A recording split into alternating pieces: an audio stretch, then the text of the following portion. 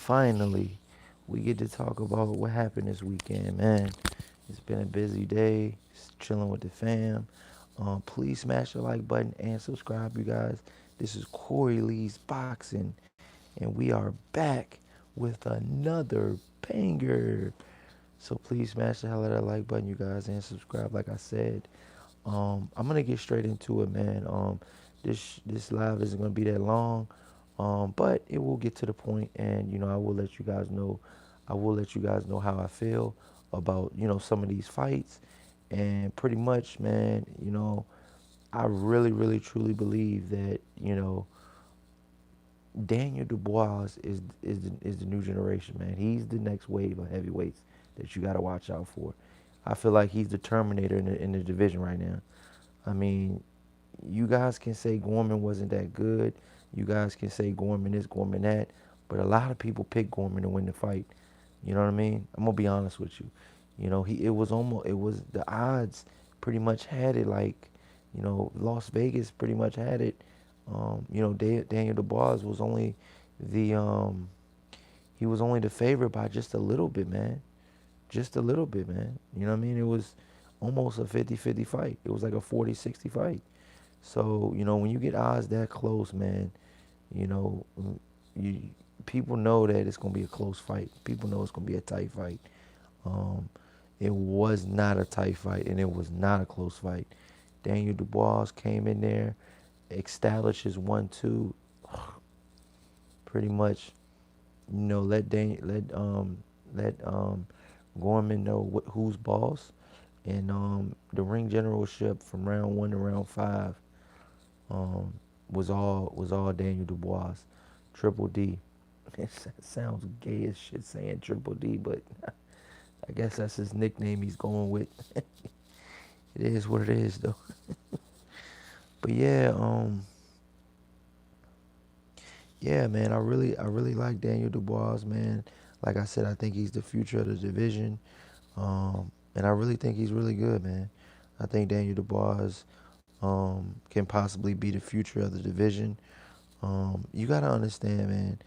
A guy like Daniel Dubois, um, maybe, you know, he's different in one aspect. He's very different. Okay, he's very, very different. Okay, that's in one aspect because he's all business. He's all business.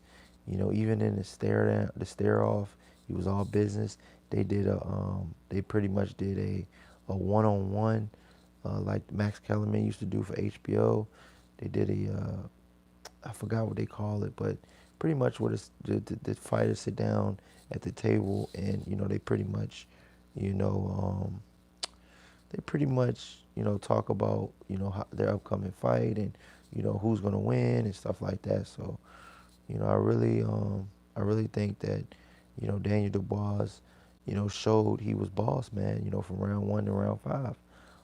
I say round 5 because in round 5 with 21 seconds left, Daniel Dubois finished, and yes, I said finished. He finished Gorman. Gorman says he wants to get right back in there. Obviously, there's going to be a suspension, but I really and truly believe that that this guy Daniel Dubois, man. I like what I see, man. Obviously, he gets hit, a little bit, a little much, not too much, but he gets hit. He definitely gets hit.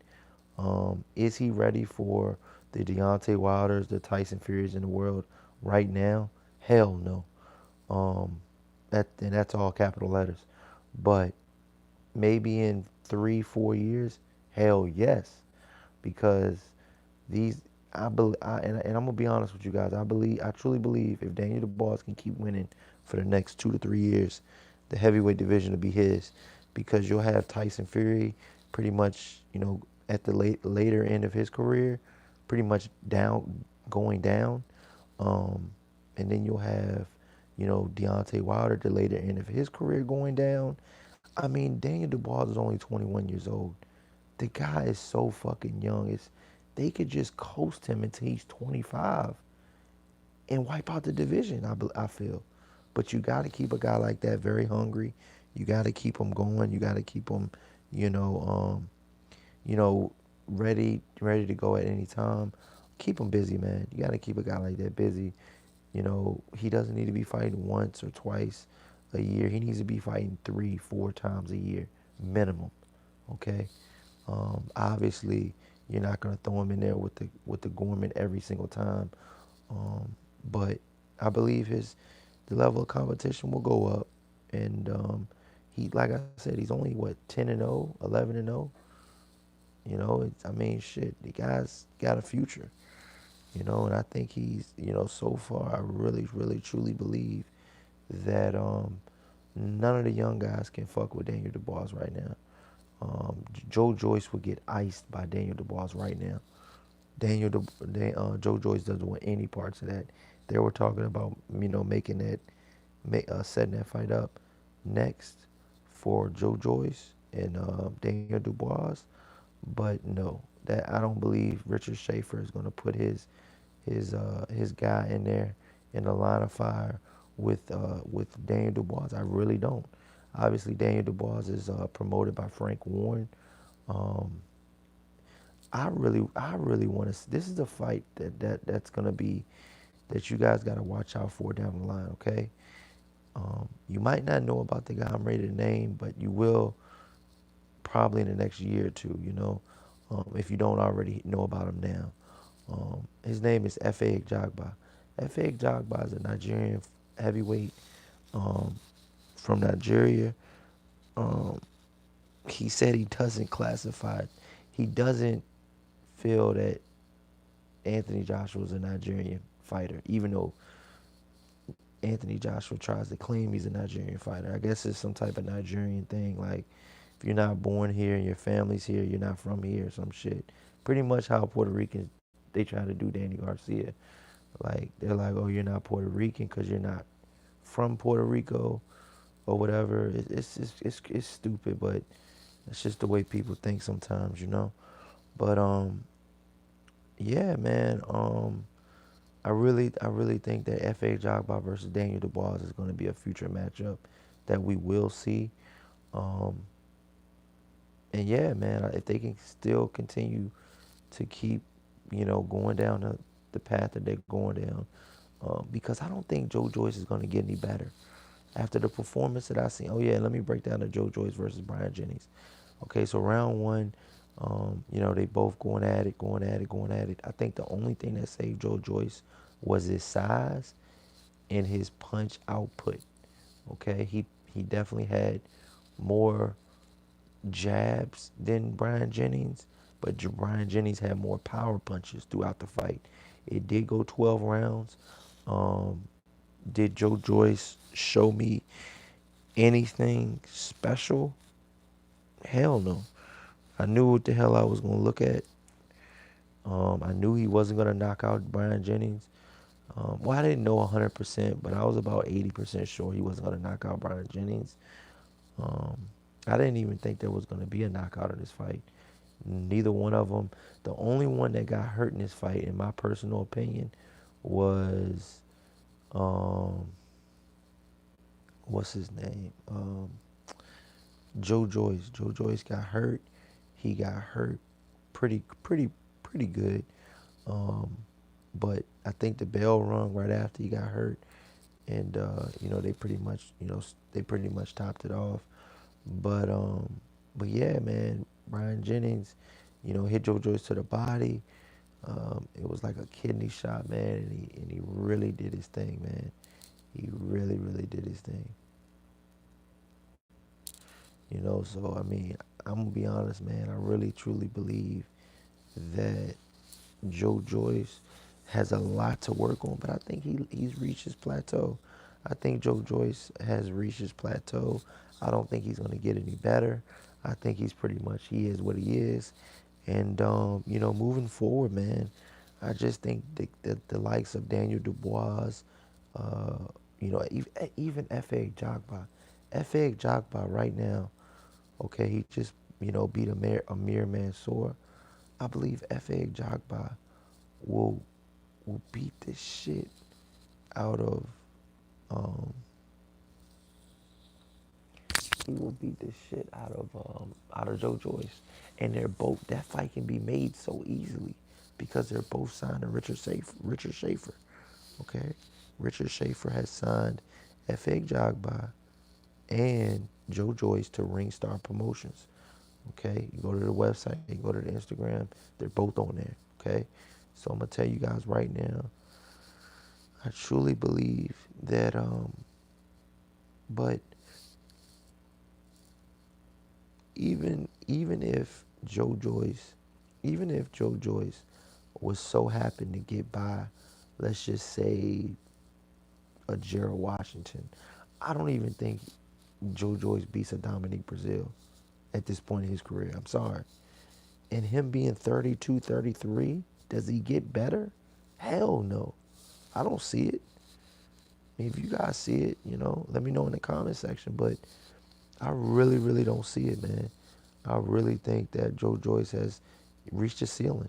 Sometimes they say, can this fighter get any better? Can this fighter, do any better? No, I don't think so. I think, he's reached his ceiling. He's went to the Olympics. Um, he's trying to do the professional thing. He went to the World Series of boxing and got his ass handed to him by Alexander Usyk. And that's another thing, dude. Like when Usyk comes into the heavyweight division, not only is he gonna bring a breath of fresh air to the heavyweight division, he's gonna fucking punish a lot of these fucking guys that you guys are think are the contenders, or you think that are, should fight for the title. You know what I mean? Like fuck no. You know what I mean? Like Usyk is gonna box circles around these dudes. You know what I mean? If not stop him. Yes, I said stop him. Usyk is that deadly. I've been talking about Usyk for the past 2 years now. Fully 2 years. Okay? If not on my channel, other channels, I've been talking about Usyk. Okay? You can go check me on Ringside Reporter. I've been talking on that channel for at least 2 years about Usyk and Inoue. Um, they're both still undefeated, and they're both in my top 5 pound for pound rankings. But I'm gonna tell you guys another thing. Um, the heavyweight division is wide open, man. With this past weekends of fights, um, Gorman's gonna have to go back to the drawing board. Jennings is gonna have to go back to the drawing board. Um, Gorman Gorman's gonna have a lot to work on. His defense is one of it. He needs to throw more. He needs to be the dictator, as well. I mean, he was letting pretty much Daniel Dubois dictate the fight with his jab. Then his jab, you kept throwing the one, the one, the one, the one, and then the two keeps coming. You throw the one, the one, the jab is the one, the two is the power hand. So you keep throwing the one, the one, the one, and then you throw the two. And he kept doing that shit all night until eventually, in like the second or third round, he caught Gorman and he dropped him. Okay, he didn't finish him there, but he did finish the job in the fifth round. He hit him with the same type of combination of 1-2. And when he hit him with it, it went straight through his guard and it knocked him on the side of the temple, I believe. And he iced him. And Gorman just wasn't there anymore. He was done. And so I really truly believe, with just the 1-2 alone, that's pretty much all Deontay Wilder has. He has the 1-2, and there's only like 6 punches in boxing in a way. So, you know, so to say a boxer needs a whole lot to win, if you can, use your like another thing too, a boxer's gonna need great attributes. Like you're gonna need, like range. Deontay Wilder, Daniel Dubois, they both gonna have long range, long reach. Um, Not only long reach, um, you can have, a fighter like, you know, let's just say a fighter like, Manny Pacquiao. He can close the distance, but he risks getting hit, um, and that just goes for a lot of fighters that have a shorter reach. You risk getting hit when somebody can outreach you, and they can use that jab. That the jab can make or break a fight. I've seen it happen time and time again. You need your jab to win. I don't give a fuck who you are, what you look at. You need your jab to win. Okay? Not only do you need your jab to win a fight, okay, most fights, you need your jab to win most fights. Not every fight, but most fights. Um, Especially at the heavyweight division. I feel like the jab is so essential and so meaningful. You can just do so much with a jab, man, in the heavyweight division. You see Gerald Washington knocked out Helenius. I picked Gerald Washington to win that fight. A lot of people picked Helenius to win that fight this weekend. Gerald Washington, I believe, was 19-3. Helenius was 28-2, I believe. They had Helenius, the Vegas had Helenius the favorite. He was the betting favorite. I believe plus 340. Um, but I just knew that, Gerald Washington was going to win. You know, I wasn't 100% sure, but I was like 80% sure. But because, he did look a little, even when I watched the fight, Gerald Washington looked a little iffy. You know what I mean? Like, he could still get hurt to his damn self. But overall, I feel like he should have won the fight. And he did win the fight. He wound up icing Helenius in about I can't remember what round it was, but he wound up icing him, and he looked pretty good. He looked damn good doing it. Um, and Gerald Washington is going to be up, for maybe a bigger fight, his next fight. So that's good. You had DeMarco versus Jamal James. DeMarco stayed, at it the whole fight. It was a pretty good fight. DeMarco didn't come to lay down. It lasted all 12 rounds. And I really, truly believe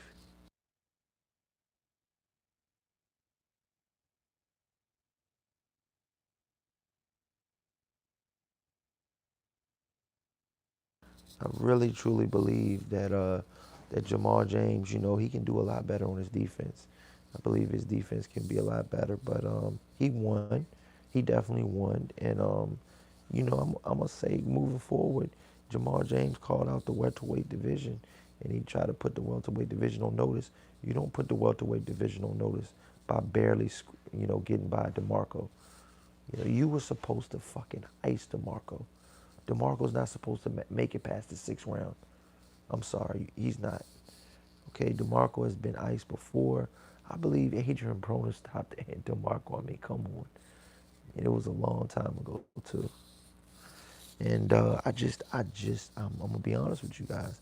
I just don't see where, you know, being, you just being, okay with DeMarco and just being like a 50-50 fight. It's not a 50-50 fight. Jamal James was a big time, you know, he was a big time favorite, and he didn't. He showed it. He showed glimpses of it, but for the fight as a whole, Jamal James has a lot to work on. He is not ready for Keith Thurman. He would get iced. He would even get iced by Sean Porter at this point. I'm sorry. If you guys think otherwise, let me know in the comment section. But I just don't see Jamal James being on that level right now. Um, you know, as far as there was some other fights this weekend as well. Um, and there was a bunch of fights, man. It was like I think I had to pick like 27 fights this weekend. It was crazy in the prediction league I'm in. But yeah, man, you had Amir Khan, Billy Dibb. That was on Friday. Billy Dibb, got iced in the fourth round. I picked the round and everything. I picked Amir Khan by fourth round KO, and I got it right. I mean, if you can't if you can't get any more on point than that, dude. Quincy in the chat, what's going on? Ronald Finkley, what's going on, you guys? Thurman is a plus money undefeated, plus 110. Yeah, I like those betting odds. Those are good betting odds right there, Quincy. Real talk. Real talk, Quincy. He says you don't think Joyce can beat Dubois? Hell no, dude. Quincy. Daniel Dubois is gonna fucking halfway murder this dude, man. I'm telling you some real shit. Listen to me. Ronald Finkley says that Dubois fight was basically told before the fight at Corley Boxing. Dubois was feeling himself. Yeah, but it was still, a pretty Vegas. Vegas only had Dave Dubois by a slight favorite. Dubois was only a favorite by like, like, minus, you know, like 120 or some shit. So it was pretty tight. So and pretty much Vegas knows, what they're betting on. It was almost a 50-50 fight. Just because the Kevin Johnson fight, that didn't, Daniel Dubois didn't look that good in the Kevin Johnson fight. Um, I think that's the same thing that goes for Keith Thurman. Keith Thurman didn't look that good in the Lopez fight, and that's why they are trying to put that, on him like that. But I'm gonna be honest, man.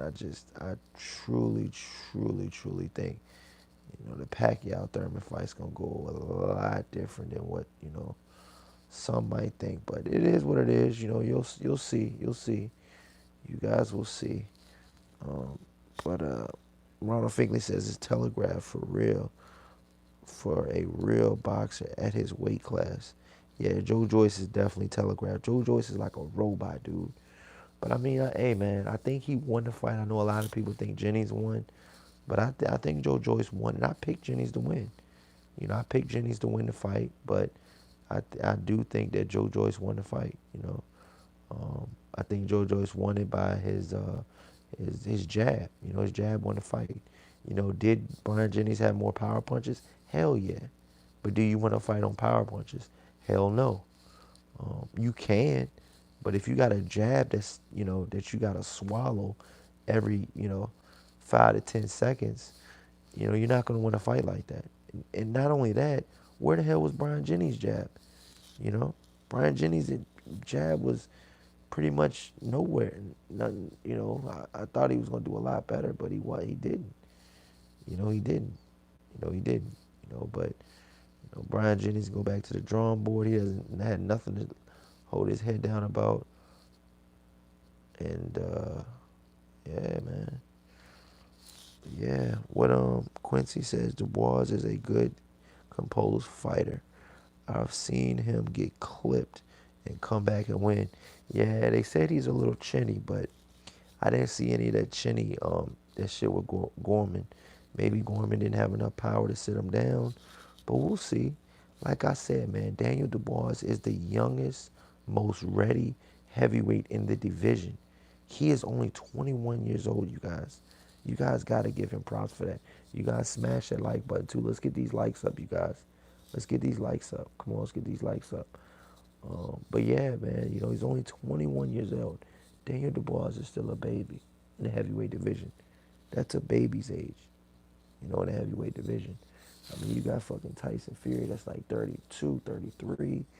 I mean, fucking Daniel Dubois is like 10, 11, 12 years younger than some of these heavyweights, so, and he's already fighting like, undefeated Gorman fighters like that, he's a fucking slight favorite in. He's already fighting those fights that he's only a slight favorite in. Like he could possibly lose this fight. That's what that I know that's not how the fight went, but that's how Vegas had it. Vegas had it that tight. So you guys got to think about that when you guys are picking these fights and stuff like that, man, because you know Quincy, you're a good man. You're a good man, Quincy. You're a good man. Because Ronald Finley says, talk that shit, Cory. You already know. Ronald Finley says, Warren is playing games, put Dubois on Mike Tyson status. The early UK fighters are garbage. He can survive stepping up. Yeah, but the only thing about it is, man, if he steps up and he gets iced too soon, then it's like you're losing money. You're losing money because they're gonna be like, just like the Joshua. Now I'm hearing people saying that Joshua should be fighting at least 3 times a year. He's not. The reason why he got clipped is because he wasn't as active. I mean, you can say that, but that's Eddie Hearn's fault. Eddie Hearn didn't match him properly. And at the end of the day, if you're blaming Eddie Hearn, you got to blame Anthony Joshua because Anthony Joshua's got to sign off on this shit. You know, Anthony Joshua's got to be the one to say, look, I want to fight 3 times a year.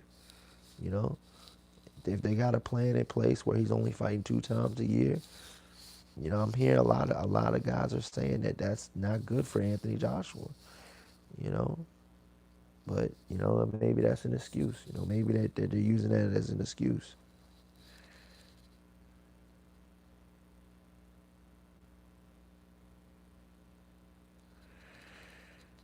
Ref saved AJ. You thought he was gonna get beat up even more? Yeah, he probably did. You're right. You're right, Quincy. Yeah, that shit could have got way worse, Quincy. You're right, dude. You're 1,000% right, man. That AJ versus fucking Ruiz fight, that shit could have been 10 times worse. They saved him right in the fucking nick of time too. They saved him right in the nick of time. Because you gotta understand, man, for a heavyweight to fucking fight, you know, like he fights, you know, and get hit that many times like AJ did, who's to say AJ will be the same again? You know? Yeah, I think it's kind of crazy to jump ship in the ass and to think that, you know, AJ is going to be the same again. You know? AJ took some hellacious shots. And it's crazy. I know a lot of you guys probably are going to be like, you know, well, damn, Cory, you know, well, yeah, like Quincy said, it could have been a lot more. It could have been a lot worse. You know, Quincy says more punishment. Yeah, he could have, bro. He could have took a hell of a lot more punishment. The referee definitely saved him. You know, definitely thank that referee, AJ, because he saved your career. I'm telling you, if there's anything left in your career, if you can beat Andy Ruiz in a rematch, you need to thank that referee. Because if that referee would have let it go, because let's be honest, AJ got stopped on his feet. He could have continued. Obviously, he's resting on the ropes and stuff like that. But any other ref, well, depends. But 9 times out of 10, any other ref would have probably let it kept going. But they didn't. It is what it is. But at the end of the day, they didn't. But I'm gonna tell you guys right now, man, that you know, Luis Ortiz and a couple other fighters like that, are very, very dangerous for Anthony Joshua, just because Anthony Joshua is so vulnerable, and he's chinny. He's chinny as hell. He is chinny as hell. But you can't even say that Anthony Joshua is chinny because you can say Wilder's chinny too. Wilder got rocked. Wilder got rocked by Tyson Fury. Wilder got rocked by Luis Ortiz. He definitely got rocked by Luis Ortiz. He's been right. He's been down in his career. Deontay Wilder's been knocked down in his career. But the difference between Anthony Joshua and Deontay Wilder, he always found a way to win. And most of the time it was by knockout, icage. I call it icage. So when we're talking about Anthony Joshua and, Deontay Wilder, they're two different fighters. You got Anthony Joshua. He fought Andy Ruiz, a shorter, more compact fighter. So pretty much the close game quarters is Andy Ruiz's specialty. You know, I believe Anthony Joshua could have won that fight if he would have kept his distance, but he didn't. He let Andy Ruiz get in, and when Andy Ruiz got in, Anthony Joshua had success. He knocked him down. I think that knockdown was fool's gold for Anthony Joshua. It was fool's gold because what Anthony Joshua thought is, he thought he could come in and keep fucking coming in. And not only was Andy Ruiz not even hurt from that knockdown, he got back up and knocked the fuck out of Anthony Joshua. And when he hit Anthony Joshua never fully recovered from that shot. So you guys got to think about that, man. Rounder Finkley says Ruiz ain't getting up. Just my thoughts. Ruiz ain't getting up. Just my thoughts. Ronald Figley says he's gonna jump on Ruiz early. That's a bravado bet. More punishment. Um, Ronald Figley says, I can't wait to see Dillian White versus Oscar Rivas fight. Yeah, I mean, yeah, that's gonna be a good fight too, bro. I got Oscar Rivas in that fight, but we'll see. I mean, like I said, I had Ryan Jennings and Joe Joyce. Did okay. I mean, he didn't write anything home to sneeze about. I think that's kind of how. But yeah, it froze up on me. My fucking phone, piece of shit.